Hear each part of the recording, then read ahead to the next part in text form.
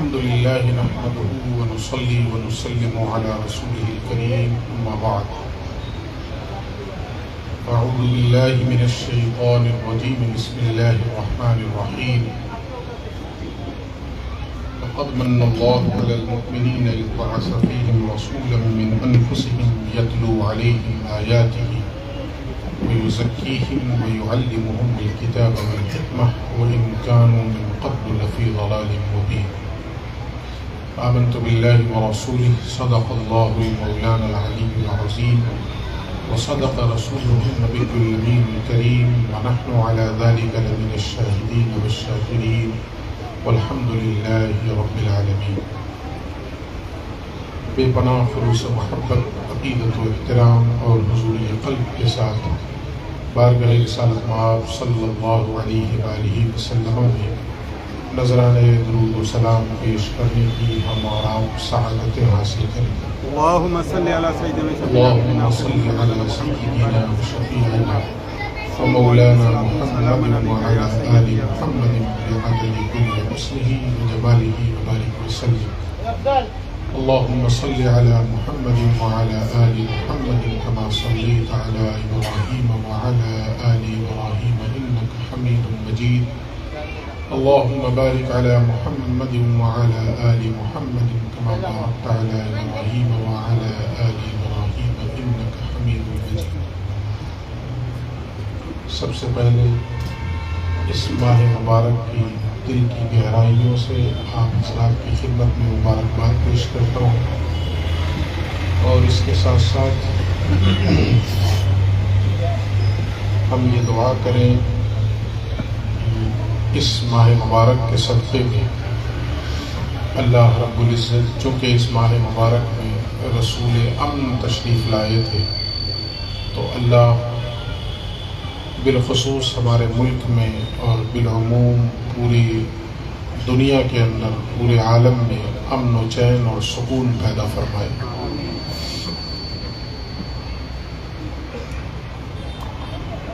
میں بغیر کسی تمہید کے اپنے موضوع پر کچھ باتیں آپ سے عرض کرنے کی جسارت کر رہا ہوں.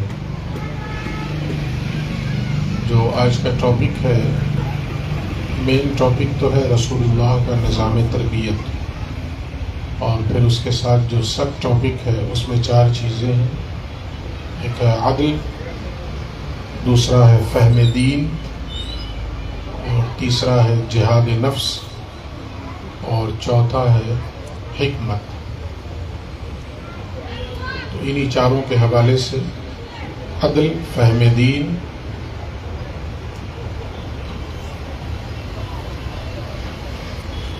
جہاد نفس اور حکمت کے حوالے سے کچھ باتیں آپ سے عرض کرنے کی کوشش کروں گا. اتنی سی گزارش ضرور کروں گا کہ پوری توجہ کے ساتھ اور پوری یکسوئی کے ساتھ سننے کی کوشش کریں. اس سے قبل آقا کریم علیہ التحیۃ والثناء کی بارگاہ میں نظم کی صورت میں عقیدتوں کا خراج پیش کیا ہے. حضرت پیر نصیر الدین شاہ نصیر نے ایک نعت ہے، اس کے کچھ اشعار آپ کو سناتا ہوں. بہت چھوٹی سی بحر میں ہے نعت، توجہ سے سنیں گے اور سمجھنے کی کوشش کریں گے تو دلوں کو ٹچ کرے گی یہ نعت.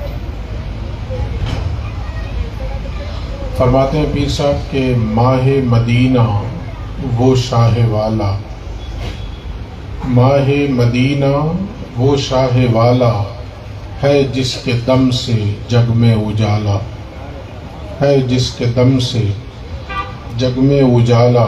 اور سب کا معلم ایسا ایک امی، امی کہتے ہیں جس کا اپنا کوئی معلم نہیں، اپنا کوئی استاذ نہیں. تو وہ ایسے امی ہیں جن کا خود کا تو کوئی استاذ نہیں، لیکن وہ ساری کائنات کے استاذ ہیں. کسی کو کہا کہ سب کا معلم ایسا ایک امی، استاذ جس کا خود حق تعالی، استاذ جس کا خود حق تعالی، اور امت میں جس کی ٹھہرا برابر، امت میں جس کی ٹھہرا برابر ادنا سے ادنا، اعلیٰ سے اعلیٰ۔ اس امت کی یہ خصوصیت ہے کہ اس میں ادنا اور اعلیٰ، اس میں کوئی تفریق نہیں ہے، بحیثیت امت محمد صلی اللہ علیہ وآلہ وسلم سب برابر، کوئی ادنا نہیں، کوئی اعلیٰ نہیں، کوئی بڑا نہیں، کوئی چھوٹا نہیں۔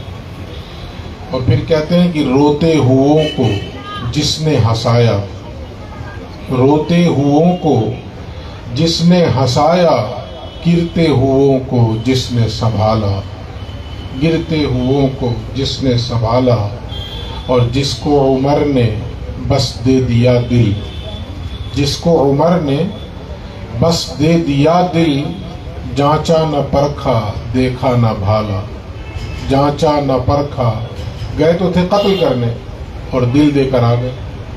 تو اسی کی ترجمانی کی کہ جس کو عمر نے بس دے دیا دل، جانچا نہ پرکھا دیکھا نہ بھالا، اور ہر لمحہ جس کا اولا سے اولا۔ قرآن کی ایک آیت ہے، آپ کو یاد ہوگی، وَلَلْآخِرَةُ خَيْرٌ لَكَ مِنَ الْأُولَى۔ اس کا مطلب یہ ہے کہ اللہ اپنے حبیب سے کہہ رہا ہے کہ حبیب، آپ کی زندگی کی ہر آنے والی گھڑی پچھلی گھڑی سے بہتر ہے، ہر آنے والی گھڑی پچھلی گھڑی سے بہتر ہے۔ تو اسی آیت کی ترجمانی ہے کہ ہر لمحہ جس کا اولا سے اولا، اولا یعنی پچھلا، اس سے اولا ہی ہے ہر لمحہ، ہر لمحہ جس کا اولا سے اولا، ہر آن میں جو بالا سے بالا، ہر آن میں جو بالا سے بالا۔ اور اسلام کی خوبصورتی اس شعر میں دیکھیں کہ ایمان و تقوی معیار عزت، عزت کا معیار ایمان اور تقوی ہے، دولت نہیں ہے، منصب نہیں ہے، ظاہری شکل و صورت نہیں ہے، یہ لباس نہیں ہے۔ عزت اور فضیلت کا معیار ایمان اور تقوی ہے۔ تو کہتے ہیں ایمان و تقوی معیار عزت، وجہ فضیلت گورا نہ کالا، وجہ فضیلت گورا نہ کالا، اور تیرا بلایا مقبول داور۔ جسے رسول اللہ اپنے پاس بلا لے، اللہ بھی اسے اپنا محبوب بنا لیتا ہے۔ تیرا بلایا مقبول داور، اور مردود یزداں تیرا نکالا۔ جسے رسول اللہ اپنے در سے اٹھا دیں اور نکال دیں، سو اللہ کے یہاں سے بھی وہ مردود ہو جاتا ہے۔ تو کہا تیرا بلایا مقبول داور، اور مردود یزداں تیرا نکالا۔ اور آخری شعر پڑھتا ہوں، ہے تو بہت سے اشعار، کہ تجھ کو نصیر اب کیا خوف دوزخ، تجھ کو نصیر اب کیا خوف دوزخ، پل پہ کھڑا ہے خود کملی والا، پل پہ کھڑا ہے خود کملی والا ہے۔ ایک مرتبہ اور درود شریف پڑھ لیں۔ اللہم صلی وسلم وبارک علی سیدنا و مولانا محمد وعلی آل سیدنا و مولانا محمد بعدد کل حسنہ و جمالہ وبارک وسلم۔ میں سمجھتا ہوں کہ آپ کے ذہن میں جو ہے نا وہ سب ٹاپک آ گیا ہوگا۔ اس میں 4 چیزیں ہیں۔ سب سے پہلے عدل، اس کے بعد فہم دین، اس کے بعد جہاد نفس، اور اس کے بعد حکمت۔ تو چلیے 1 بائی 1 اس پر گفتگو کرتے ہیں۔ سب سے پہلی چیز تھی عدل۔ رسول اللہ کے نظام تربیت یہ مین ٹاپک، اور سب ٹاپک میں سب سے پہلی چیز عدل۔ عدل کا ترجمہ ہم لوگ عام طور سے کرتے ہیں انصاف، لیکن حقیقت یہ ہے کہ انصاف اس کا صحیح ترجمہ نہیں ہے۔ میں آگے بتاؤں گا کہ دونوں میں فرق ہے۔ یہ کتنی اہم چیز ہے عدل، سب سے پہلے اس کو سمجھیں آپ۔ دیکھیے اللہ رب العزت کے بہت سے صفاتی نام ہیں۔ ایک تو اس کا ذاتی نام ہے اللہ، یہ اس کا ذاتی نام ہے۔ اس کے علاوہ بہت سے صفاتی نام ہیں، رحمان ہے، رحیم ہے، کریم ہے، وغیرہ وغیرہ۔ انہی صفات، اچھا ایک چیز اور سمجھیں، یہ جتنے صفاتی نام ہیں، ان تمام صفاتی ناموں میں ایک ہی نام ایسا ہے جو مصدر ہے۔ جیسے کریم، تو اس کا ترجمہ کیا ہوگا؟ کرم کرنے والا، فاعل ہے۔ رحیم، رحم فرمانے والا۔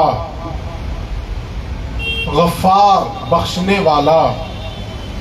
غفور، وہی معنی ہے، بخشنے والا۔ لیکن ایک نام ایسا ہے جو مصدر ہے، اور وہ نام کیا ہے؟ العدل. اور اس العدل کا جو ترجمہ ہم کرتے ہیں اردو زبان میں، وہ اللہ کے شایع نشان نہیں ہے. اللہ کے لیے وہ ترجمہ کیا ہی نہیں جا سکتا، پاسبل ہی نہیں. ہم لوگوں نے جو پڑھا درس نظامی، اس میں ایک چیز آتی ہے کہ کوئی خوبی کسی کے اندر بہت زیادہ ہو، بہت زیادہ ہو، بہت زیادہ ہو، تو ایک طریقہ تو یہ ہے کہ مبالغہ کا صیغہ استعمال کرتے ہیں،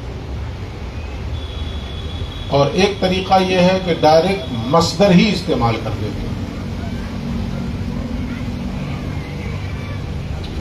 ڈائریکٹ مصدر استعمال کرتے ہیں، جیسے ہم کہتے ہیں زید عدل. ایک تو یہ ہے کہ زید عادل ہے، عدل کرنے والا ہے، اور ایک یہ کہتے ہیں کہ زید خود عدل ہے. اس کا ترجمہ کیا ہوگا؟ یعنی سراپا انصاف ہے.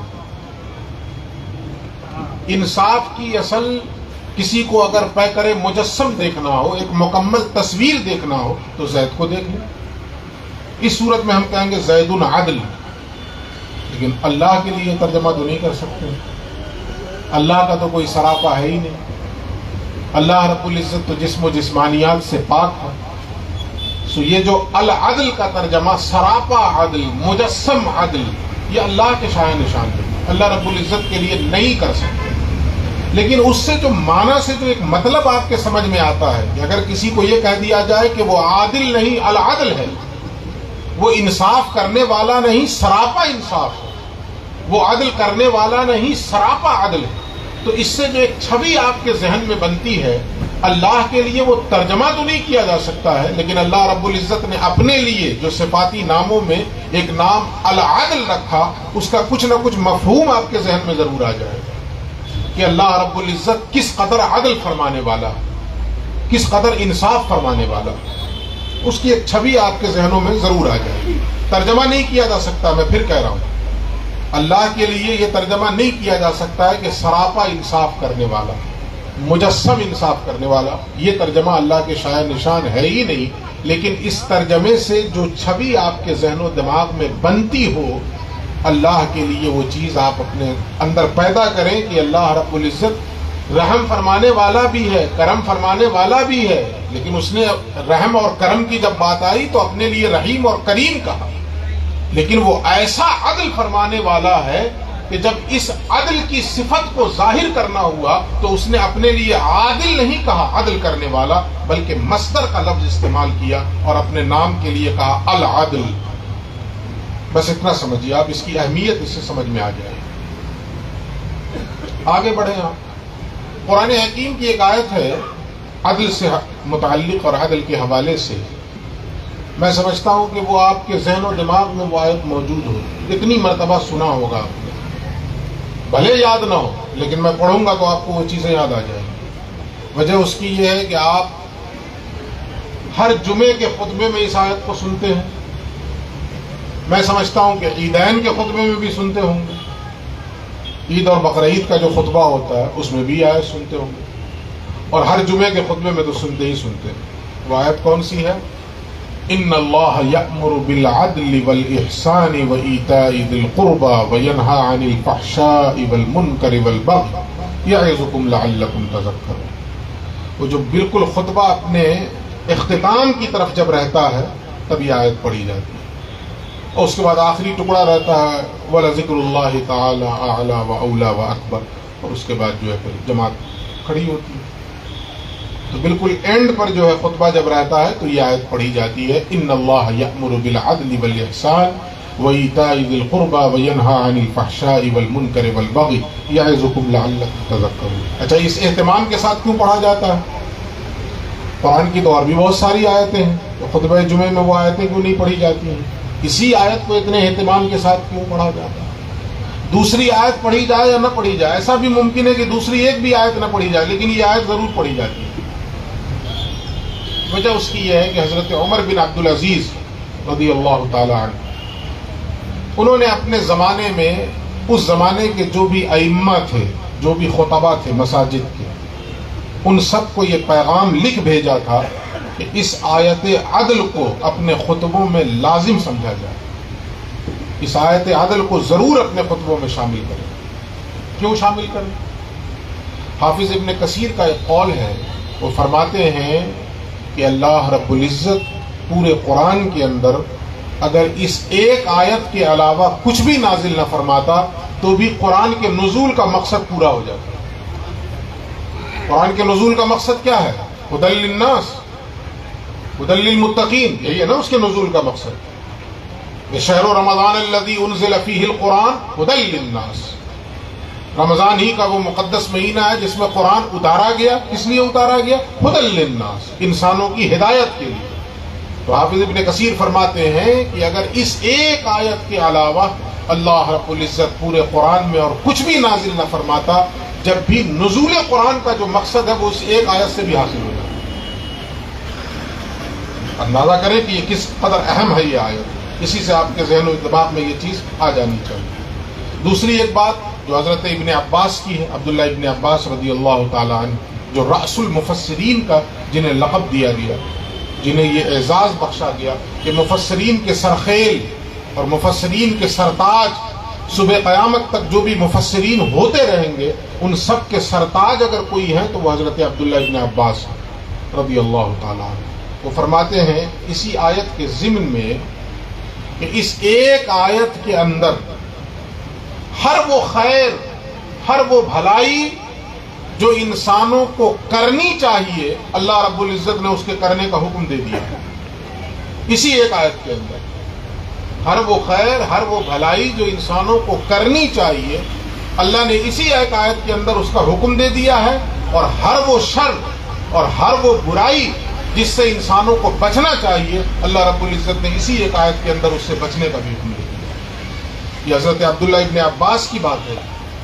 اس سے ان کے اس قول سے بھی اس آیت کی اہمیت کا اندازہ لگتا ہے کہ یہ کس قدر اہم آیت ہے۔ مزید ایک صحابی ہیں، صحابی تو بعد میں بنے، ابھی چونکہ واقعہ سنا رہا ہوں تو سمجھنے کے لیے کہہ رہا ہوں کہ ابھی کافر ہیں، مشرک ہیں، ایمان نہیں لائے اور اپنے قبیلے کے سردار ہیں۔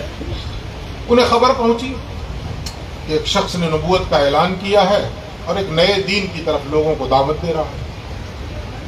تو اپنے قبیلے والوں کو بلایا اور ان سے کہا کہ میں چاہتا ہوں کہ اس شخص سے ملاقات کروں، ان سے باتیں کروں، دیکھوں، پرکھوں، جانچوں کہ کیا واقعی وہ سچے ہیں یا یوں ہی ہوا میں باتیں کر رہے ہیں۔ تو ان کے قبیلے کے ذمہ دار لوگوں نے کہا کہ دیکھیے آپ چونکہ سردار ہیں اس لیے آپ خود نہ جائیں، اپنا کسی کو نمائندہ بنا کر بھیجیں۔ چنانچہ انہوں نے 2 شخص کو اپنا نمائندہ بنایا اور رسول اللہ کی خدمت میں بھیج دیا۔ وہ 2 لوگ آئے حضور کے پاس اور انہوں نے 2 سوال کیے، بہت سمپل سا سوال۔ وہ 2 سوال کیا تھے؟ ایک سوال تھا من انت، آپ کون ہیں، اپنا تعارف کرائیے، انٹروڈکشن دیجیے اپنا۔ اور دوسرا سوال تھا ما انت، آپ ہیں کیا، وہ بھی بتائیں۔ تو سوال جتنا مختصر، رسول اللہ نے جواب میں سمجھتا ہوں کہ شاید اس سے زیادہ مختصر۔ پوچھا گیا آپ کون ہیں، تو اس کا جواب رسول اللہ نے یوں دیا، محمد ابن عبداللہ، میں عبداللہ کا بیٹا محمد ہوں۔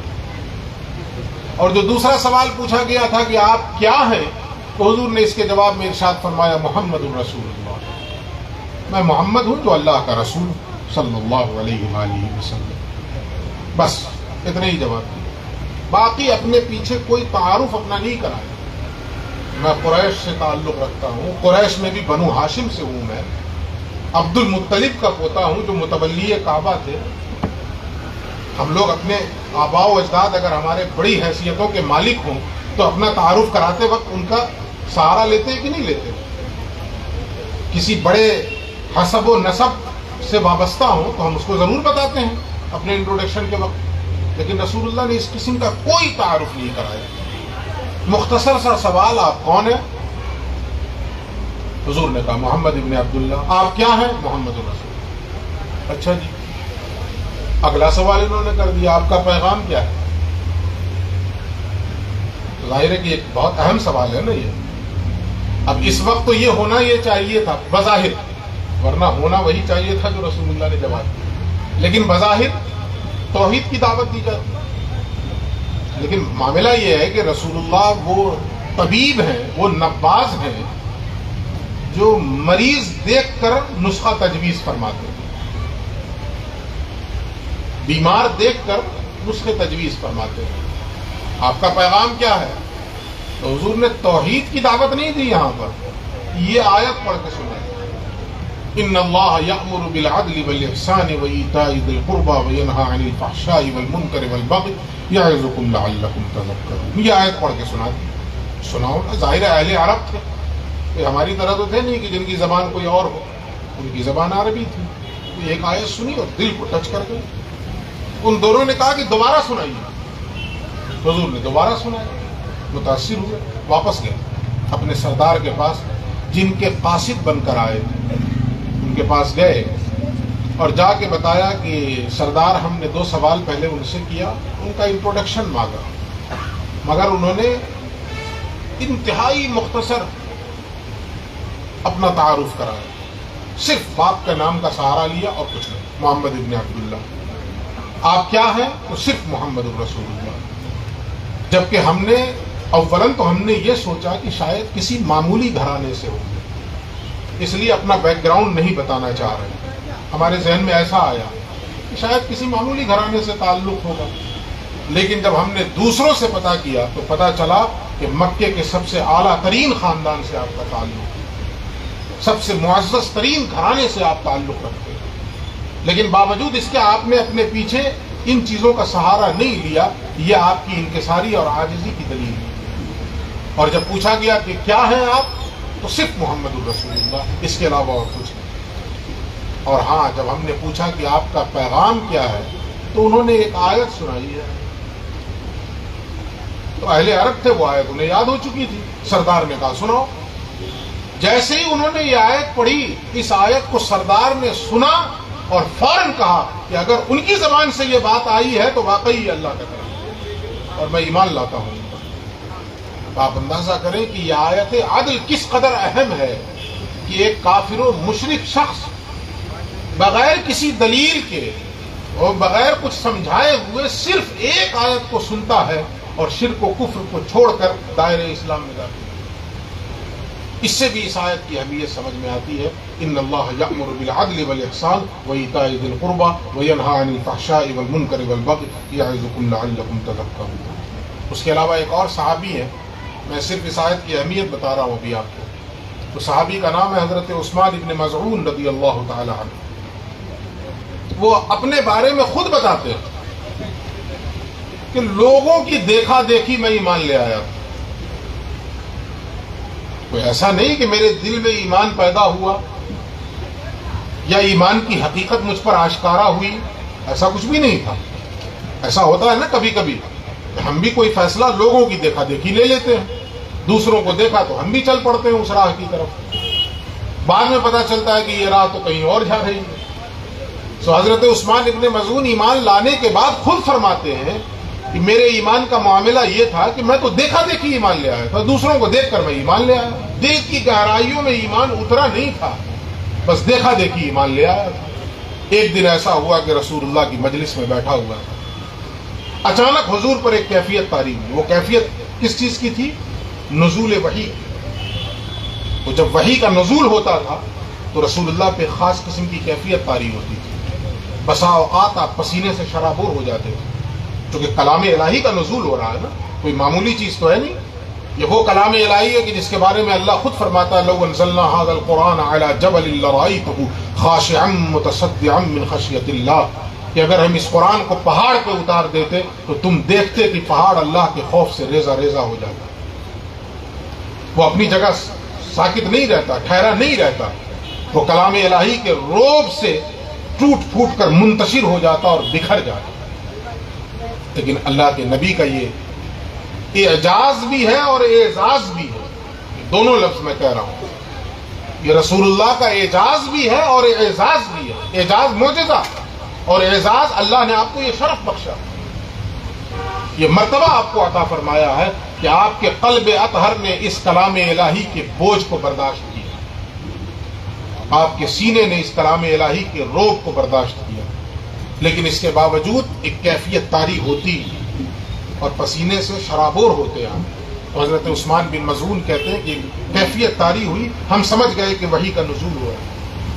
خیر اس کیفیت سے جب آپ باہر نکلے تو صحابہ مجلس میں جب یہ کیفیت دیکھتے تو پھر منتظر ہو جاتے تھے کہ کب نزول وحی کا سلسلہ رکے گا اور یہ جو تازہ وحی اتری ہے ہم اس سے روشناس ہوں گے, علم حاصل کرنے کی کوشش کریں گے کہ اللہ نے کیا پیغام بھیجا. تو صحابہ کی نگاہیں انتظار والی ہو جاتی تھی, منتظرانہ نظروں سے وہ رسول اللہ کو دیکھنے لگ جاتے تھے کہ اب حضور ارشاد فرمائیں. چنانچہ جب وہ کیفیت ختم ہوئی تو حضور نے جو آیت ارشاد فرمائی ہے وہ یہی, اسی آیت کا نزول ہوا تھا, ان اللہ یأمر بالعدل والاحسان وایتاء ذی القربى وینہی عن الفحشاء والمنکر والبغی. میں تبرکاً پوری آیت پڑھ رہا ہوں. یعظکم لعلکم تذکرون. حضرت عثمان ابن مظعون فرماتے ہیں کہ اس آیت کو جو ہی میرے کانوں نے سنا, ابھی سے پہلے میں تو دیکھا دیکھی ایمان لایا تھا اور وہ ایمان میرے دل کی گہرائیوں میں نہیں اترا تھا. اس آیت کی سماعت نے دل کی گہرائیوں میں ایمان کو مجزم کر دیا, رچا دیا اور بسا دیا اسی ایک آیت نے. ان واقعات کو سن کے وہ جو پچھلی بات تھی حافظ ابن کثیر کی کہ اگر اللہ رب العزت اس ایک آیت کے علاوہ کچھ بھی قرآن میں نہ اتارتا تو جو نزول قرآن کا مقصد ہے وہ اس ایک آیت سے ہی حاصل ہو جاتا. اب تو یہ بات واضح ہو گئی نا ان واقعات کو سن کر کے کہ ایک کافر و مشرک صرف اس ایک آیت کو سنتا ہے تو ایمان لے آتا ہے, اور ایک وہ شخص جو ایمان لا چکے ہیں اور کہتے ہیں کہ میں دیکھا دیکھی ایمان لایا تھا, ایمان دل کی گہرائیوں میں نہیں اترا تھا, اس آیت کی سماعت کے بعد اور اس کو سننے کے بعد ایمان جو ہے وہ رچا اور بسا ہے میرے دل کی گہرائیوں میں. تو یہ اس قدر اہم آیت ہے. ہم اور آپ سنتے تو ہیں, سن کے گزر جاتے ہیں, لیکن اس کی گہرائیوں میں اترنے کی کوشش نہیں کرتے. تو چلیے ہم کچھ چیزیں اس کے حوالے سے جاننے کی کوشش کرتے ہیں. اب آئیے عدل کہتے کس کو پہلے یہ سمجھ لیجیے, اس کی ڈیفینیشن کیا ہے, اس کی تعریف کیا ہے. اس سے پہلے ایک بات آپ سمجھیے, دیکھیں ہم اہل سنت ہیں, سنی ہیں, تو ہمارے ہاں دین کی ابتدا کہاں سے ہوتی ہے؟ توحید, رسالت. اس کے بعد پھر وہ جو اعمال ہیں ان کا نمبر آ جاتا ہے, نماز, روزہ, حج, زکوٰۃ, یہی ہوتا ہے نا. ایک بہت بڑا طبقہ اسلام میں اہل تشیع کا بھی ہے, شیعہ حضرات کا بھی ہے نا. ان کے یہاں دین کی اساس اور دین کی ابتدا عدل سے ہوتی ہے. عدل پھر توحید, عدل اور اس کے بعد توحید. تو ایک صاحب سے ہماری بات ہوئی, چھتیس گڑھ میں شیعہ کمیونٹی سے بلونگ کرتے تھے, تو انہوں نے عدل کی اپنی جو فضیلت تھی وہ بیان کی. انہوں نے کہا کہ عدل اس وجہ سے ہمارے یہاں پہلے نمبر پہ. تو پھر ہم نے ان کو اپنے انداز میں کہا کہ جس چیز کو آپ عدل کہہ رہے ہیں اور جس کی اتنی فضیلت بیان کر رہے ہیں وہ ہمارے یہاں توحید میں شامل ہے, وہ توحید میں شامل ہے. اب اس کو میں بتاتا ہوں. تو پہلے یہ سمجھیے عدل کی ڈیفینیشن کیا ہے, اس کی تعریف کیا ہے. جس چیز کا جو مقام ہے اس کو اس مقام پہ رکھنا عدل, اور اس مقام سے ہٹا دینا ظلم. عدل کے مقابل میں جو چیز آئے گی وہ کیا ہے؟ ظلم. تو جس چیز کا بھی جو مقام ہے اس کو اس پہ رکھنا یہ عدل ہے, اور مقام سے ہٹا دینا ظلم ہے. یہ ٹوپی, اس کا مقام کیا ہے؟ سر پہ رکھی جائے. اگر اس کو ہم پیر میں پہن لیں تو یہ ظلم ہے یا نہیں؟ یہ ظلم ہے. سر پہ رکھا جائے یہ عدل ہے. یہ سیلنگ فین ہے جو اوپر لگتا ہے, اس کو نیچے رکھ دیجئے تو یہ ظلم. اس کا یہ مقام ہے, یہاں لگا دیا گیا, یہ عدل ہے. عدل کی تعریف سمجھ گئے؟ جس چیز کا, جس شے کا جو مقام ہے اس کو اس کے مقام پر, اس کی جگہ پہ رکھنا عدل ہے, اور جگہ سے ہٹا دینا یہ ظلم. اب آگے بڑھیے. عدل کے تین مرحلے عدل. سب سے پہلا اللہ کے ساتھ عدل. اللہ کے ساتھ عدل. اللہ کے ساتھ عدل کیا ہے؟ اللہ کے ساتھ عدل یہ ہے کہ اسے ایک مانا جائے. اگر ہم نے اسے ایک نہیں مانا تو ظلم ہے. ایک ماننا عدل ہے, اور ایک نہ ماننا, انیک ماننا, یہ کیا ہے؟ بولیے. ظلم ہے. کسی نے اگر انیک مانا تو یہ توحید کے مقابلے میں جو چیز آئے گی وہ کیا ہے؟ شرک. توحید کے مقابلے میں کیا ہے؟ شرک. جیسے عدل کے مقابلے میں ظلم، تو اللہ کے ساتھ عدل کیا ہے؟ توحید، اس کو ایک ماننا. اگر اللہ کے ساتھ عدل نہ کیا جائے تو ظلم ہوگا. ظلم کیا ہوگا؟ عدل کے مقابلے میں ظلم اور توحید کے مقابلے میں شرک. توحید کے مقابلے میں کیا ہے؟ شرک، اور عدل کے مقابلے میں ظلم. اب قرآن کی آیت سنیے. وَإِذْ قَالَ لُقْمَانُ لِابْنِهِ وَهُوَ يَعِظُهُ يَا بُنَيَّ لَا تُشْرِكْ بِاللَّهِ إِنَّ الشِّرْكَ لَظُلْمٌ عَظِيمٌ. یاد کرو اس وقت کو جب لقمان نے اپنے بیٹے کو نصیحت کرتے ہوئے کہا تھا کہ میرے بیٹے لا تشرک باللہ، اللہ کے ساتھ شریک نہ ٹھہرانا، اللہ کے ساتھ شرک نہ کرنا. کیوں؟ ان الشرک لظلم عظیم، اس لیے کہ شرک سب سے بڑا ظلم ہے. یہ سب سے بڑا ظلم کیا ہے؟ اس لیے کہ عدل کا پہلا مرحلہ ہی اللہ کے ساتھ عدل ہے. پہلا مرحلہ عدل کا اللہ کے ساتھ عدل ہے، اور اللہ کے ساتھ عدل یہ ہے کہ اسے ایک مانا جائے، اس کی توحید کے قائل ہو جائے.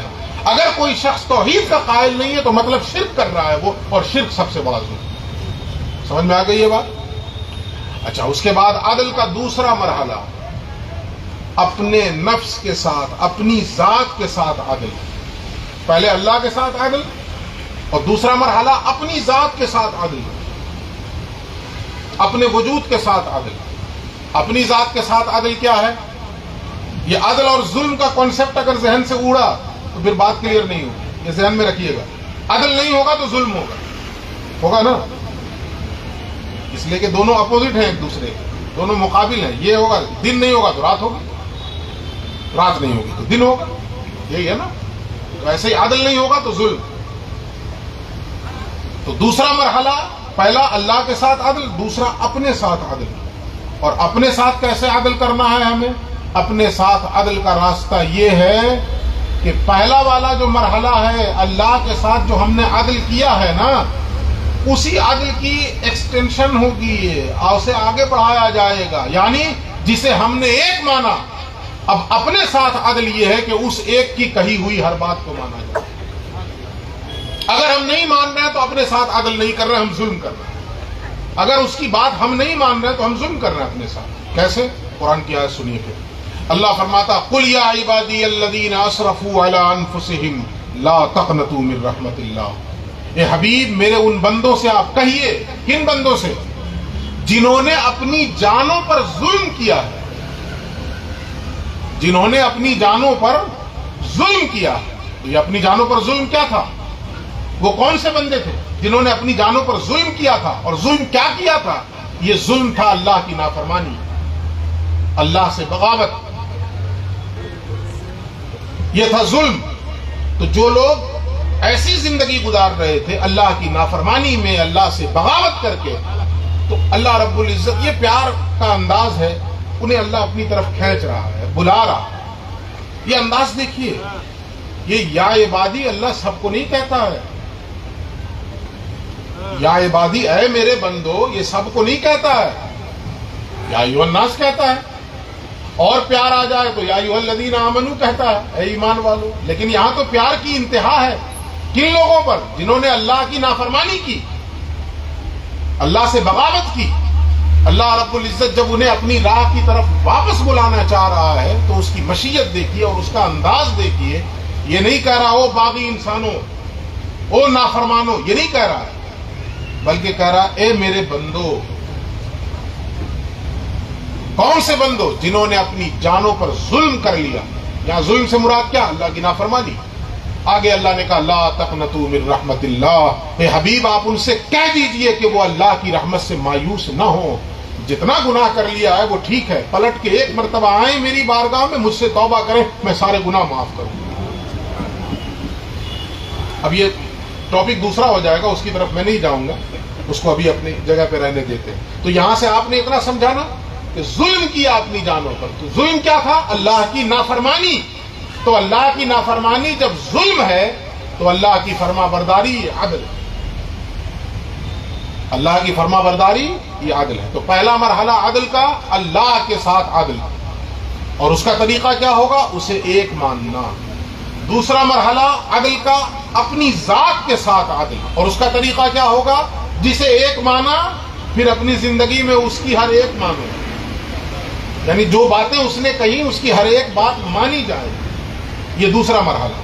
اور تیسرا مرحلہ ہوگا پھر عدل کا، جسے ایک مانا پھر اس کی تمام مخلوقات کے ساتھ عدل. اور تمام مخلوقات کے ساتھ عدل، پھر وہی عدل کی تعریف ذہن میں لے آئیے، جس کی جو جگہ ہے اس کو دیجیے. تمام مخلوقات کے ساتھ عدل کیا ہے؟ جس کی جو جگہ ہے اسے دیجیے، یہی عدل ہے. اگر آپ نے جگہ سے ہٹایا تو ظلم ہے یا نہیں؟ تو یہ تین مراحل ہوئے عدل کے، اللہ کے ساتھ، اپنے ساتھ، اور پھر اس کے بعد تمام مخلوقات کے ساتھ عدل. اچھا، ایک چیز اور یہ سمجھیے یہاں پہ، اب وہ چیز آ گئی، عدل اور انصاف. اردو میں تو بول دیا جاتا ہے عدل کا ترجمہ انصاف، یا اس کو مترادف لفظ کے طور پر استعمال کرتے ہیں، عدل اور انصاف. لیکن انصاف کا صحیح معنی ہوتا ہے مساوات، برابری. نصف کے معنی ہوتے ہیں آدھا. نصف سنا ہوگا نا آپ نے، نصف کے معنی آدھا.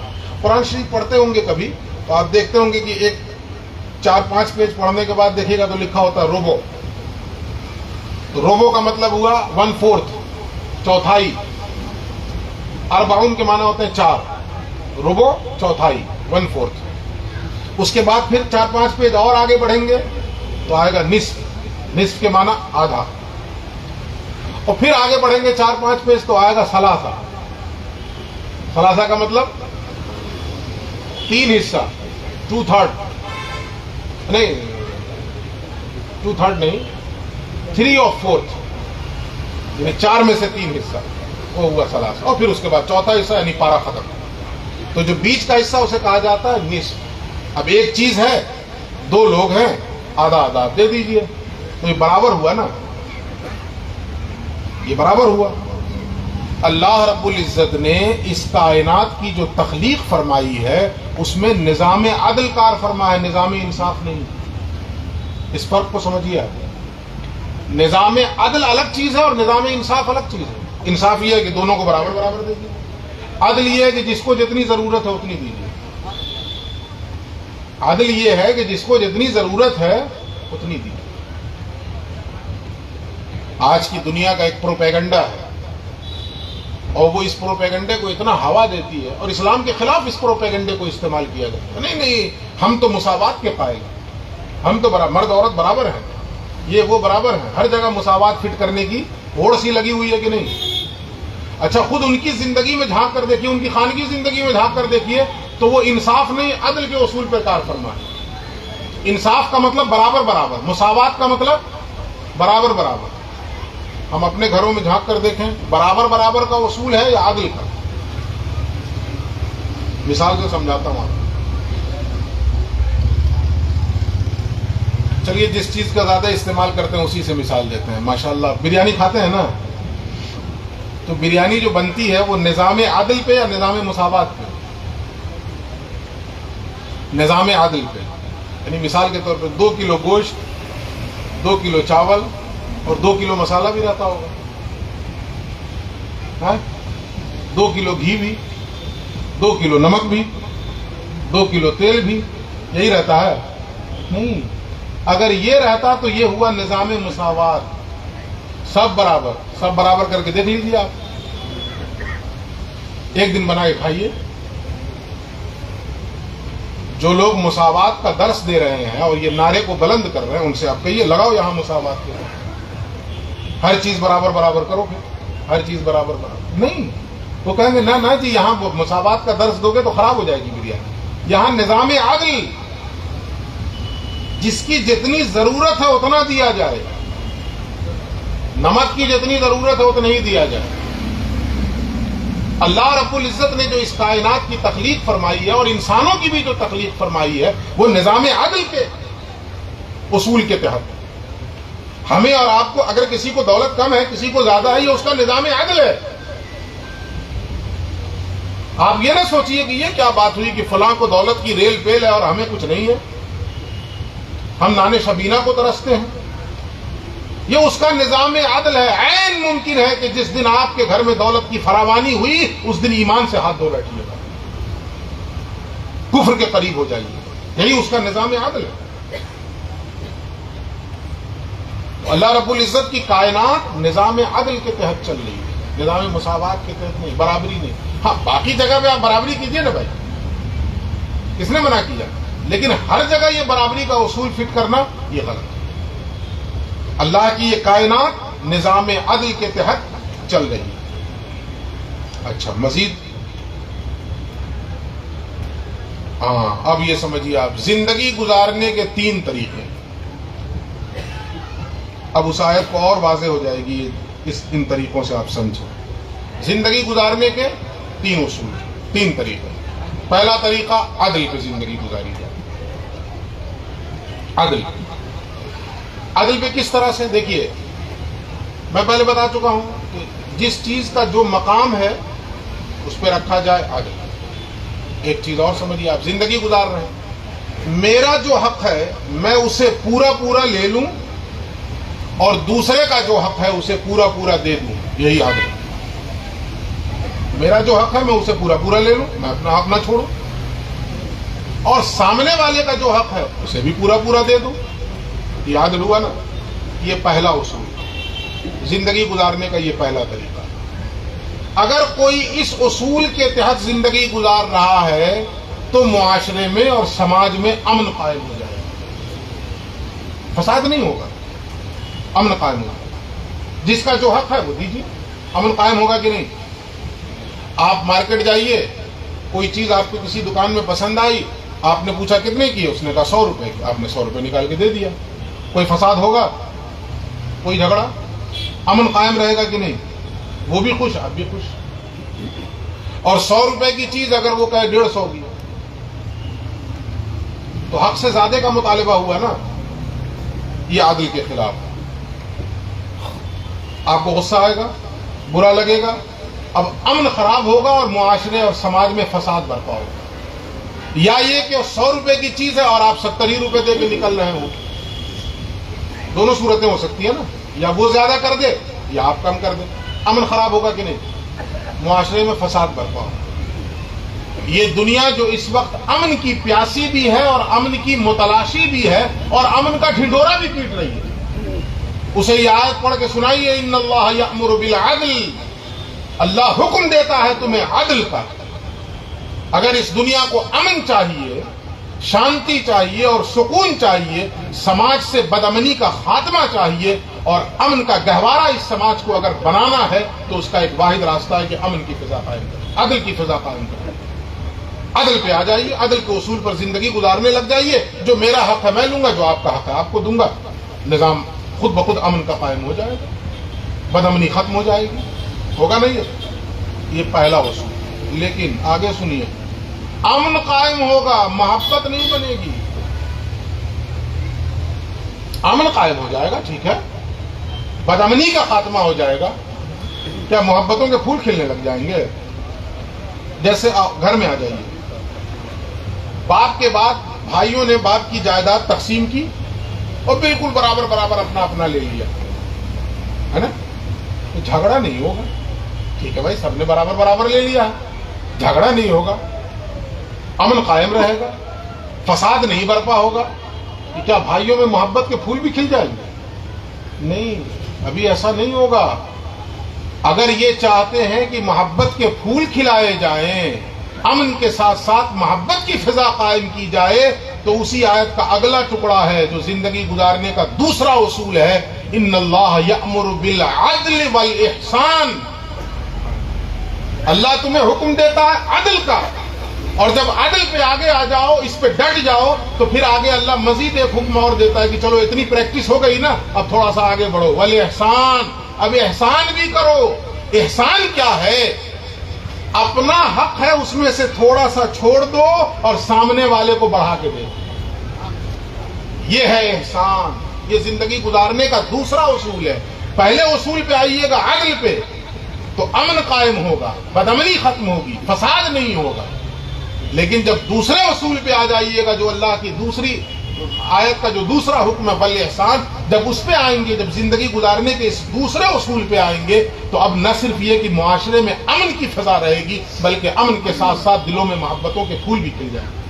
آپ کبھی ایسا کر کے دیکھیے، اور جن لوگوں نے کیا ہوگا ان کے گھر کا ماحول آپ خود جانتے ہوں گے۔ یہ اگر کوئی بڑا بھائی ہے، اس نے اپنے چھوٹے بھائی کو یہ سوچ کر کے باپ کے بعد تو میں ہی ہوں نا بڑا، تو چلو اپنے چھوٹے بھائی کو کچھ زیادہ دے دیتا ہوں، اپنے حصے میں سے کچھ زیادہ دیتا ہوں، کر کے دیکھ لیجئے۔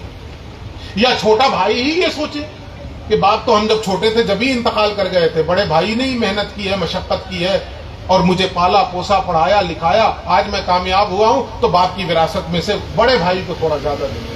آپ یہ کر کے دیکھ لیں، امن سے آگے بڑھ کے محبت کی فضا قائم ہو جائے گی کہ نہیں ہو جائے گی؟ یہ دوسرا اصول، زیادہ بڑھا کے دی۔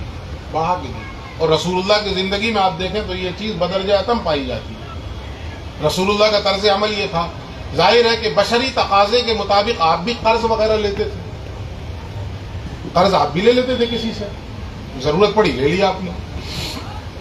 اس زمانے میں جو ہے نا پیسوں کا چلن بہت کم تھا، جنس کا چلن زیادہ تھا، چیزوں کا چلن زیادہ تھا، پیسے بہت کم تھے، کرنسی جو ہے بہت کم ہوا کرتی تھی۔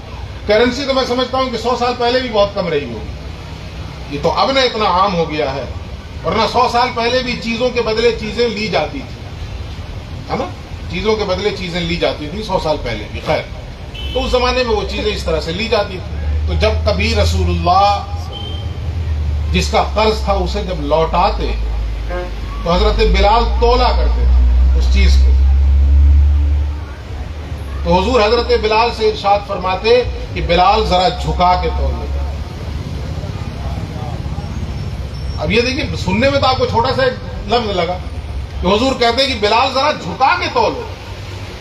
آج بھی آپ اس چیز کو دیکھیں کہ کوئی دکان پہ آپ جائیں اور وہ ٹھیلے والا آپ کو کوئی چیز سیب لے انار لے اور ذرا جھکا کے تول دے، تو ایک فطری طور پہ اس سے ایک لگاؤ ہو جاتا ہے، اس سے ایک ہمدردی ہو جاتی ہے کہ نہیں ہو جاتی ہے؟ اور اگر بالکل عادل پہ آ جائے ایک دم، ہم کہیں گے سونا تول رہا ہے کیا بے، بولتے کہ نہیں بولتے؟ تو حضور حضرت بلال سے یہ ارشاد فرمایا کرتے کہ بلال ذرا جھکا کے تول، یعنی ذرا بڑھا کے دے۔ یہ آپ یہ نہ سمجھیے گا کہ سود دے رہے تھے، معاذ اللہ، سربار معاذ اللہ، یہ بل احسان ہے، یہ زندگی گزارنے کا دوسرا اصول ہے۔ اس سے معاشرے میں محبت کی فضا قائم ہوتی ہے، امن تو قائم ہو گیا عدل سے۔ اب دوسرے اصول پہ آ جائیے، دیکھیے اس کے بعد تیسرا اصول وہ کیا ہے؟ ظلم۔ پہلا کیا تھا؟ جو میرا حق ہے میں لے لوں، جو آپ کا حق ہے آپ کو دے دوں، یاد ہے۔ اس سے آگے بڑھ کر احسان، وہ کیا ہے؟ جو میرا حق ہے میں اس میں سے کچھ کم لوں اور آپ کا جتنا حق ہے اسے کچھ بڑھا کے دے دوں، یہ ہوا احسان۔ اور تیسرا طریقہ یہ ہے زندگی گزارنے کا، جو بہت سے لوگ گزار رہے ہیں، آج تو میجورٹی یہی زندگی گزاری جا رہی ہے کہ اپنا جتنا حق ہے اس سے زیادہ لیا جائے اور دوسرے کا مار دیا جائے۔ آج کی دنیا اور آج کا سماج میجورٹی اسی پر ہے، اس لیے سماج میں نہ محبت ہے نہ امن، ہر شخص کی۔ بلکہ ایک بزرگ کا مجھے قول یاد آتا حیات سے، وہ اکثر و بیشتر فرمایا کرتے کہ اس زمانے میں حلال خور وہی ہے جس کو حرام خوری کا موقع نہیں ملا، جس کو حرام خوری کا موقع نہیں ملا ہے وہی حلال خور۔ اگر ہم دوسروں پہ کمنٹ پاس کر رہے ہوتے ہیں کہ فلاں حرام خور ہے، حرام کھاتا ہے، ہمیں موقع نہیں ملا۔ ہمیں موقع مل جائے تو وہ تو گٹر میں ہاتھ ڈال کے نکال رہا، ہم تو منہ ڈال دیں، وہ تو پھر بھی ہاتھ ہی ڈال کے نکال رہا، ہمیں موقع ہی نہیں ملا۔ تو آج کی اکثریت لوگوں کی جو زندگی گزار رہی ہے معاشرے اور سماج میں، وہ تیسرے اصول پر، ظلم کے اصول پر۔ ظلم کا اصول مطلب یعنی اپنے حق سے زیادہ لینے کی جد و جہد اور دوسرے کا حق مارنے کی کوشش۔ اگر یہ چیز پیدا ہوئی تو سماج سے سب سے پہلے تو امن کا خاتمہ ہوگا، بدامنی پھیلے گی، انارکی پھیلے گی اور پھر محبت نفرت میں تبدیل ہو جائے گی۔ چنانچہ آج ہم گھر سے شروع کریں، اپنے گھر کی چہار دیواری سے شروع کریں اور پھر اس کو بڑھاتے چلے جائیں۔ یہ ڈائریکٹ ملک میں نہ دیکھیے، ملک میں بڑی بدامنی ہے، گھر میں کون سا امن ہے؟ گھر میں کہاں امن ہے ہمارے؟ ایک باپ کی اولاد ہے، وہاں تو امن ہو نہیں رہا، وہاں تو محبتوں کی فضا قائم نہیں ہو رہی ہے، وہاں تو ہم نے رسول اللہ کی سیرت سے کچھ اخذ کرنے کی کوشش نہیں کی اور ملک کی بدامنی ختم کرنے چلے ہیں، وہ ٹھیکہ لیے بیٹھے ہیں اور اس پر بیٹھ کر کے جو ہے الیکشن کے دنوں میں تجزیہ ہو رہا ہے، تبصرے ہو رہے ہیں، وہ پلاننگ طے کی جا رہی ہے۔ وہ اللہ کے بندے پہلے اپنے گھر کی چہار دیواری کے اندر کی بدامنی کو ختم کرو اور وہاں عدل قائم کرو اور عدل سے آگے بڑھ کر احسان کی فضا قائم کرو اور پھر اس کے بعد آگے کی بات کرو۔ تو ابھی تو ہمارے گھر کی بدامنی ختم نہیں ہوئی ہے، دو بھائی ہیں بس، ایک باپ کی دو اولاد، ان کے اندر نہیں بن رہی، وہاں بدامنی ہے، وہاں ہم نے عدل نہیں قائم کیا۔ جب عدل ہی نہیں قائم کریں گے تو احسان تو کس بلا کا نام ہے، وہ تو چھوڑ ہی دیجیے۔ وہاں ہم ظلم کر رہے ہیں اپنے حق سے، دونوں بھائی اپنے حق سے زیادہ لینے کی کوشش میں ہیں اور دوسرے کا ہڑپنے کی کوشش میں ہے۔ اس کے بعد تیسرا ٹکڑا قرآن کا، اس پر بھی تھوڑی سی بات بتا دوں آپ کو، وَإِيتَاءِ ذِي الْقُرْبَى۔ اللہ تین چیزوں کا حکم دے رہا ہے نا، عدل، احسان اور قرابت داروں کو دیا کرو، رشتہ داروں کو نوازا کرو، اللہ نے دیا ہے تو دیا کرو۔ یہ معاملہ الٹا ہے، خونی رشتہ داروں کے ساتھ بھی ہمارا سلوک ایسا نہیں، اور رسول اللہ کی سیرت جب ہم دیکھتے ہیں تو خونی رشتہ تو چھوڑ دیجیے آپ۔ ایک رشتہ ہے، ایک نام سنا ہوگا آپ نے، صویبہ۔ بچپن میں ہم لوگ صوبیہ پڑھتے تھے، صوبیہ سنا ہوگا آپ نے۔ جب رسول اللہ دنیا میں تشریف لائے، آپ کی جب ولادت باسعادت ہوئی تو ابو لہب جو چچا تھا، اس کی لونڈی تھی، جس کو ہم لوگ بچپن میں صوبیہ پڑھتے تھے، لیکن صحیح لفظ کیا ہے؟ صویبہ۔ انہوں نے آ کر خبر دی تھی ابو لہب کو کہ آپ کے بھائی کے گھر میں بچے کی ولادت ہوئی ہے، حضور کی ولادت کی خبر ہوئی۔ تو خوشی میں ابو لہب کو خوشی ہوئی کہ مرحوم بھائی کے گھر میں بچے کی پیدائش ہوئی ہے، خوشی ہوئی تو اس نے اشارے سے یوں آزاد کر دیا کہ جاؤ تم آزاد ہو، تم نے آج بہت مبارک خوشی لا کر مجھے سنائی ہے، بہت مبارک خبر لا کر مجھے دیا، آزاد اس خوشی کے موقع پر۔ خیر، وہ تھی صویبہ، انہوں نے رسول اللہ کو دودھ پلایا، کوئی خونی رشتہ تو نہیں تھا، اچھا کسی معزز گھرانے کی بھی نہیں تھی، وہ تو لونڈی تھی۔ آج کے زمانے میں کام والی، میڈ، بلکہ میڈ کی بھی ویلیو ہوتی ہے، آج کی تو میڈ آپ کچھ بول بھی نہیں سکتے، بول کے دیکھ لیجیے دوسرے دن سے لات مار دیں گے، تو صاحب بولے گی کہ ہمارے پاس گھروں کی کمی نہیں ہے۔ لیکن لونڈی یا غلام، اس کا جو کانسیپٹ تھا اللہ کی پناہ، اسے تو انسان نہیں سمجھا جاتا۔ تو میں یہ بات اس لیے بتا رہا ہوں کہ اس رشتے کی اہمیت کو آپ سمجھیں کہ رسول اللہ کس طرح نبھا رہے ہیں۔ ایک تو لونڈی، کسی معزز گھرانے کی بھی نہیں، اور صرف دودھ پلایا۔ اس قرابت کا اتنا پاس و لحاظ تھا رسول اللہ کو، اتنا پاس و لحاظ تھا کہ جب تک مکے میں رہے، وقتاً فوقتاً 2-4 روز گیپ کر کے آپ جا کر ان سے ملتے، ملاقات فرماتے، ان کی خیریت دریافت کرتے، اور اگر کوئی ضرورت ہوتی تو آپ ان کی ضرورت پوری فرمائیں۔ اتنا پاس و لحاظ تھا۔ اور پھر اس کے بعد جب ہجرت کر کے مدینہ چلے آئے، اور اس کے بعد 8 سال کے بعد واپسی ہوئی، 8 ہجری میں مکہ فتح ہوا، 8 سال کے بعد جب رسول اللہ کی واپسی ہو رہی ہے، تو آپ نے آنے کے بعد سب سے پہلے اہل مکہ میں کسی شخص کی یا کسی ہستی کے بارے میں اگر دریافت کیا ہے تو وہ حضرت صویبہ، ان کے بارے میں لوگوں سے پوچھا ہے کہ وہ کہاں ہیں، ان کی خبر دو مجھے۔ تو کسی نے بتایا کہ یا رسول اللہ ان کا انتقال ہو، تو حضور کہتے ہیں ان کے بیٹے مسرور کہاں ہیں، انہیں بلاؤ۔ تو لوگوں نے کہا یا رسول اللہ ان کا بھی انتقال ہو گیا۔ تو حضور کو رنج ہوا، ملال ہوا، اور آپ نے فرمایا کاش وہ لوگ آج حیات سے ہوتے تو میں آج بھی ان کے ساتھ حسن سلوک کرتا۔ یہ ہے وَإِيتَاءِ ذِي الْقُرْبَى، یعنی اس قرابت کا بھی اتنا پاس و لحاظ ہے۔ اچھا، یہ تو دودھ پلایا تھا براہ راست انہوں نے، اب ایک اور رشتہ دیکھیے آپ، دودھ پلایا تھا دائی حلیمہ نے، اور دائی حلیمہ کی بیٹی تھی حضرت شیمہ، اور غزوہ حنین کے موقع پر حضرت شیمہ کے قبیلے کے 6000 افراد گرفتار ہوئے،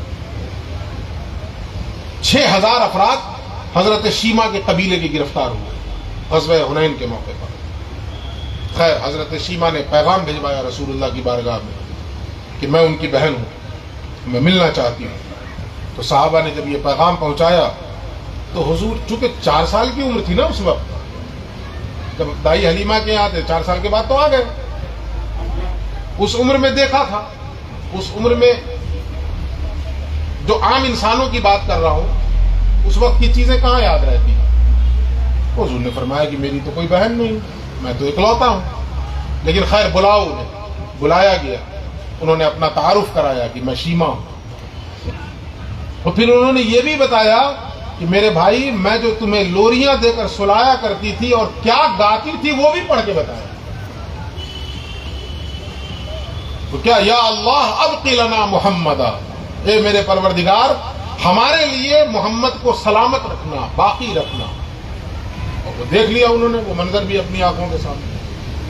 خیر حضور بہت خوش ہوئے، اور خوشی کا عالم یہ ہوا کہ جس چادر نبوت پہ آپ تشریف فرما تھے آپ اس جگہ سے ہٹ گئے اور چادر نبوت پہ اپنی بہن کو بٹھائے، حضرت شیمہ کو بٹھایا، اور اس کے بعد آپ نے کہا کہ آپ کے سامنے دونوں آپشن ہیں کہ آپ چاہیں تو میرا دروازہ کھلا ہے، آپ میرے ساتھ رہیں اور باقی ساری زندگی میرے ساتھ آپ گزاریں، اور اگر آپ اپنے قبیلے میں واپس جانا چاہتی ہیں بالکل شوق سے آپ جائیں، کوئی روک ٹوک آپ کے لیے نہیں ہوگی۔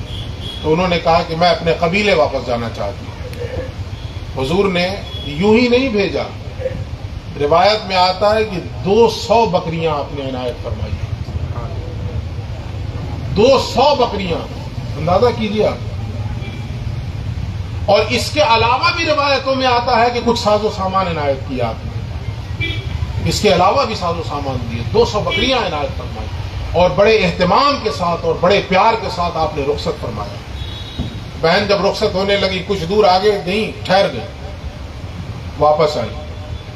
حضور نے پوچھا کیسے واپس آ گئی؟ انہوں نے کہا حیا آ گئی مجھے اس لیے واپس آئی۔ حضور نے پوچھا کیسی حیا؟ کہا اپنے قبیلے واپس جاؤں تو کس منہ سے جاؤں؟ اگر قبیلے کے لوگ مجھ سے یہ پوچھ دیں کہ شیمہ تم نے تو اپنی قرابت اور اپنے رشتے کا فائدہ اٹھا کر اپنے آپ کو آزاد کروا لیا اور اپنے بھائی کے پاس چلی آئی، اور ہمارے قبیلے کے 6000 افراد وہیں پھنسے ہیں، کہ تمہاری غیرت کو کیا ہوا کہ تم انہیں چھوڑ کے آ گئی؟ تو اس حیا نے مجھے واپس آنے پر مجبور کر دیا۔ حضور کی آنکھوں میں آنسو آ گئے۔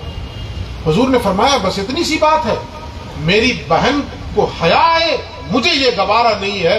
حضور نے صحابہ سے کہا کہ 6000 کے 6000 قیدیوں کو آزاد کر دو، اور نہ صرف یہ کہ آزاد کرو بلکہ ان سے جو مال غنیمت حاصل ہوا ہے وہ سارا کا سارا مال غنیمت بھی لوٹایا جائے، اور مال غنیمت کو لوٹانے کے ساتھ ساتھ انہیں کچھ تحفے تحائف بھی دیے جائیں اور اس شان کے ساتھ انہیں واپس کیا جائے۔ نتیجہ یہ نکلا کہ 6000 کے 6000 افراد وہیں پہ دائرے اسلام میں داخل ہوئے۔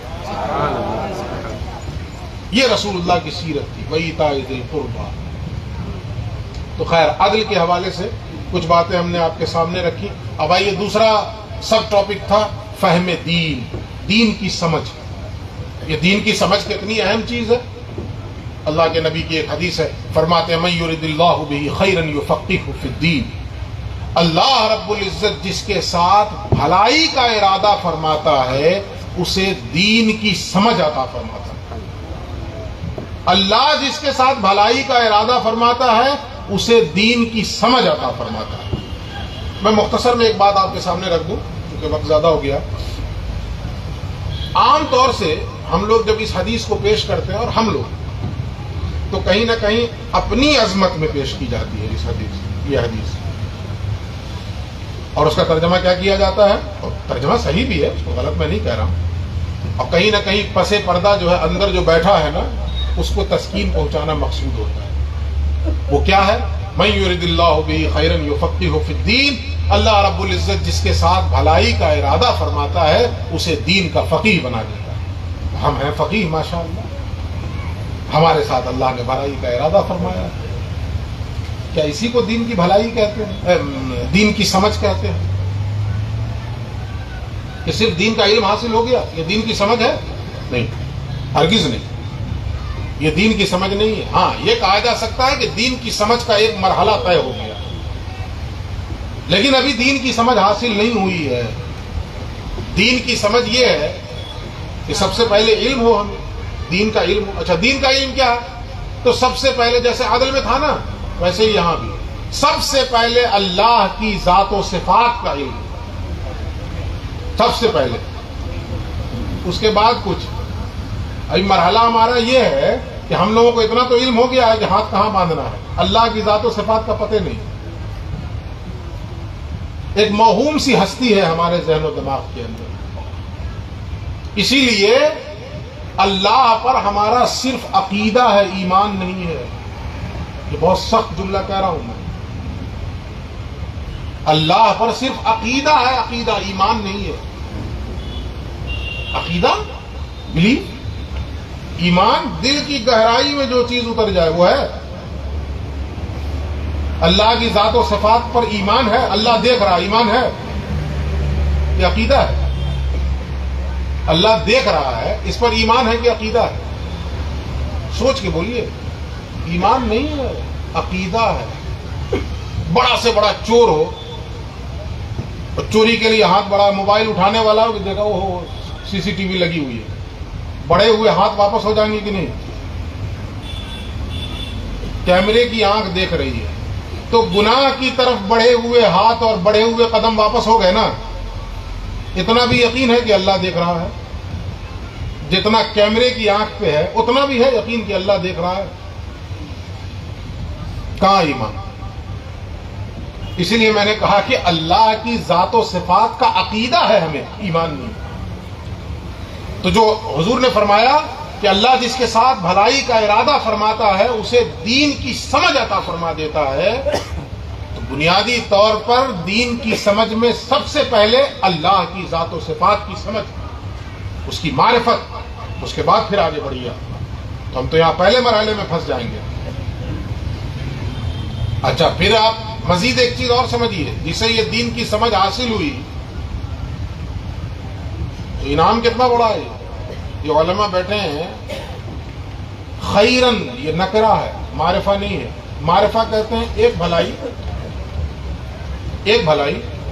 اور جب نکرہ ہو ہر بھلائی، تمام کی تمام بھلائی، اس کا مطلب کیا ہوا؟ اللہ رب العزت جس کے ساتھ کل بھلائی کا ارادہ فرماتا ہے اسے دین کی سمجھ عطا فرماتا ہے.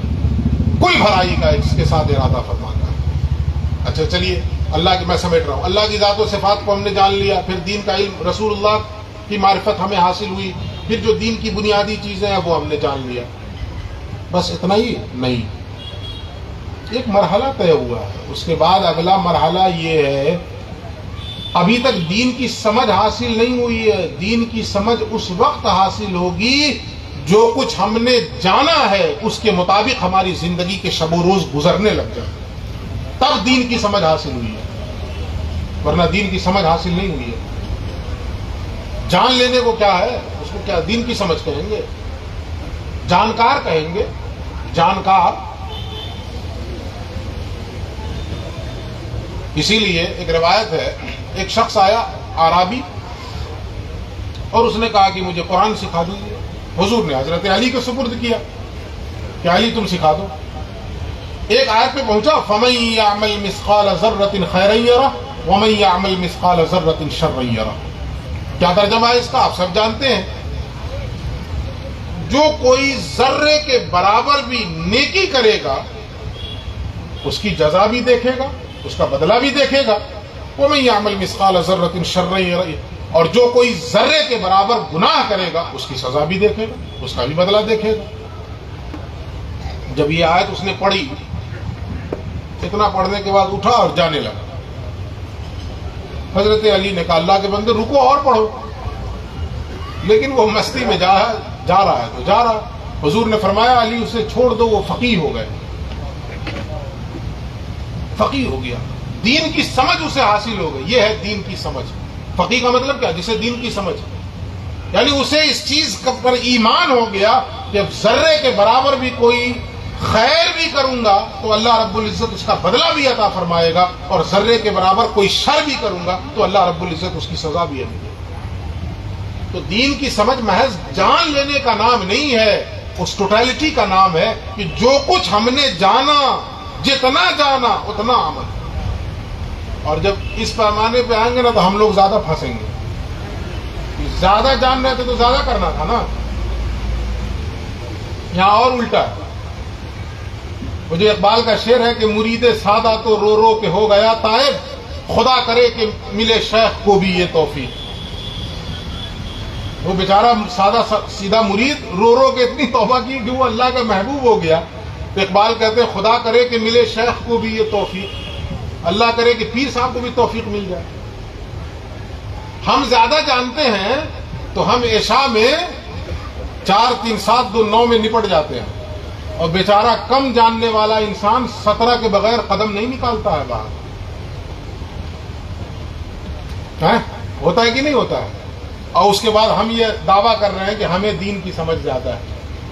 یہ دین کی سمجھ نہیں ہے, یہ دھوکہ ہے. یہ تو دین کی سمجھ, اس کا نام وہ جو شیخ سعدی کا ہے نا, علم چنداں کے بیشتر خانی, چوں عمل در تو نیست نادانی, نہ محقق بوت نہ دانشمند, چار پائے برو کتابیں چند.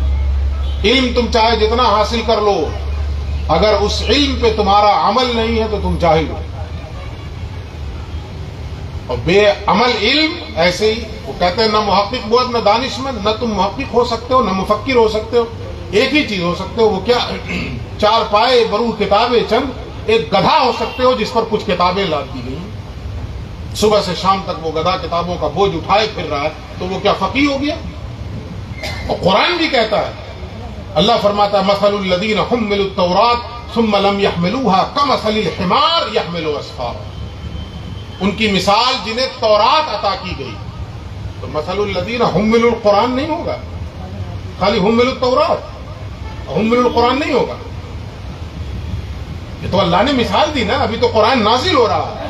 تورات نازل ہو چکی تھی, اس لیے اللہ نے توریت سے مثال دی اور فرمایا کہ ان کی مثال جنہیں تورات دی گئی, عطا کی گئی, مگر انہوں نے تورات کو جیسا اٹھانا چاہیے ویسا نہیں اٹھایا. یعنی تورات کی روشنی میں اپنی زندگی کے شب و روز نہیں گزارے. تو ان کی حالت کیا ہے, ان کی مثال کیا ہے؟ کمثل الحمار یحمل اسفارا, گدھے کی طرح ہے جو بوجھ اٹھائے پھر رہا ہے. تو آپ یہاں بھی فٹ کیجئے ان کی مثال جنہیں قرآن دیا گیا, جنہیں حدیث رسول دی گئی, مگر صرف یہ کہ قرآن اور حدیث کا علم ہمارے سینے میں تو آ گیا, لیکن اس علم کے مطابق ہماری زندگی کے ایام نہیں گزر رہے ہیں, ہماری زندگی کے لمحات نہیں گزر رہے ہیں. تو ہم یہ اپنے آپ میں بالکل 2 2 4 کی طرح سمجھ لیں کہ ہمیں دین کی سمجھ حاصل نہیں ہوئی ہے. دین کی سمجھ اسی کا نام ہے کہ جتنا سمجھا جائے اس پر عمل بھی کیا جائے. انشاءاللہ العزیز پھر مزید باتیں ہوں گی. اللہ رب العزت ہم سب کو کہنے اور سننے سے زیادہ عمل کی توفیق بخشے. وآخر دعوانا ان الحمدللہ رب العالمین. السلام علیکم ورحمۃ اللہ وبرکاتہ. مصطفیٰ جان رحمت پہ لاکھوں سلام, شمع بز میں ہدایت پہ لاکھوں سلام, جس کے ماتھے شفاعت کا سہرا رہا, جس کے ماتھے شفاعت کا سہرا رہا, اس جبین سعادت پہ لاکھوں سلام, مصطفیٰ جان رحمت پہ لاکھوں سلام, شمع بز میں ہدایت پہ لاکھوں سلام, مجھ سے خدمت کے قدسی کہیں ہر رضا, مجھ سے خدمت کے قدسی کہیں ہر رضا, مصطفیٰ جان رحمت پہ لاکھوں سلام, شمع بز میں ہدایت پہ لاکھوں سلام. الصلاة والسلام علیک یا رسول اللہ وعلی آلک و صحابک یا شفیعنا یوم الجزاء. قال الله تبارك وتعالى في شان حبيبه المصطفى صلى الله تعالى عليه وآله وسلم إن الله وملائكته يصلون على النبي يا أيها الذين آمنوا صلوا عليه وسلموا تسليما اللهم صل على سيدنا وحبيبنا مولانا محمد وعلى آل سيدنا ومولانا محمد وبارك وسلم صلاة وسلاما عليك يا رسول الله سبحان ربك رب العزة عما يصفون وسلام على المرسلين والحمد لله رب العالمین۔ کل بھی ایک اہم موضوع پر حضرت کا خطاب یعنی مسلسل 4 روز تک حضرت کا خطاب نایاب ہے، اور آپ کے بعد حضرت علامہ مفتی محمد مسعود صاحب الجامعۃ الاشرفیہ مبارک پور سے تشریف لائیں گے۔ ابھی کل پرسوں اور اس کے بعد ایک دن اور مسلسل 4 روز تک حضرت علامہ عارف اقبال صاحب کا مختلف ٹاپکس پر مختلف عناوین پر خطاب ہے۔ آپ سے التماس ہے ایسے ہی دلچسپ موضوعات پر، قرآنی موضوعات پر سماعت کے لیے تشریف لایا کریں۔ اور پھر یاد دہانی کرائی جا رہی ہے، کل کا ایک دن بیچ میں ہے، اتوار کے روز اسی مقام پر دن میں ظہر کے بعد سے لے کر کے اذان مغرب تک خواتین کے لیے میلاد النبی صلی اللہ علیہ وآلہ وسلم کا انعقاد ہے۔ آپ اپنے گھروں میں ماؤں اور بہنوں اور بیٹیوں کو ضرور توجہ دلائیں اور یہاں حاضری کے لیے انہیں انسسٹ کریں کہ یہاں وہ حاضر ہوں اور رسول اللہ صلی اللہ علیہ وآلہ وسلم کا میلاد منانے کے لیے یہاں جمع ہوں بروز اتوار ظہر کے بعد سے لے کر کے مغرب تک۔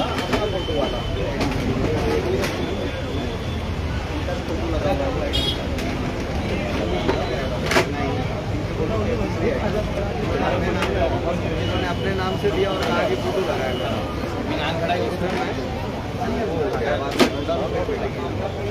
اچھا ہے گھروں میں کھا لے۔